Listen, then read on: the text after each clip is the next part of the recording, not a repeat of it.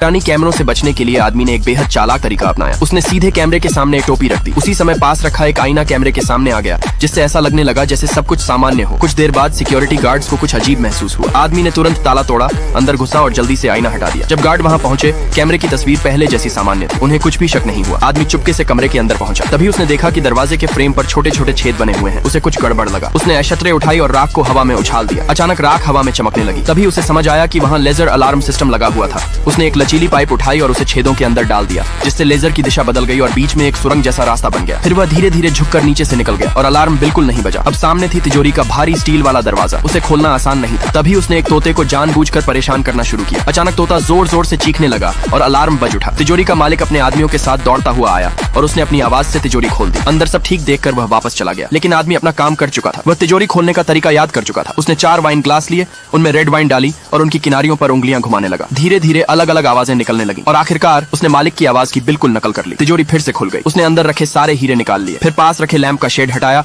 और सारे हीरे ड्रेन पाइप में डाल दिए। बाहर उसका साथी इंतजार कर रहा था। कुछ देर बाद उसने कार की डिक्की में सारे हीरे पहुंचा दिए। लेकिन इतना सब करने के बाद भी आदमी संतुष्ट नहीं हुआ। अगले दिन वह फिर कैसीनो पहुंच गया। उसने एक पेपर क्लिप को एक महिला की स्कर्ट से जोड़ दिया और धागा तोड़ दिया। जैसे ही महिला आगे बढ़ी, उसकी स्कर्ट नीचे गिर गई। पूरा कैसीनो उसी तरफ देखने लगा और इसी मौके का फायदा उठाकर आदमी ने पासे बदल दिए। उसने कपड़े धोने वाला डिटर्जेंट लगाकर उन्हें ऐसा बना दिया कि वह नतीजों को कंट्रोल कर सके। फिर उसने अपने सारे चिप्स दांव पर लगा दिए। जैसा उसने सोचा था, उसके पैसे तेजी से 10 गुना बढ़ने लगे। लेकिन कैसीनो का मालिक बेवकूफ नहीं था। उसे कुछ गड़बड़ महसूस हुई। उसने तुरंत पासों की जांच शुरू कर दी। पार्ट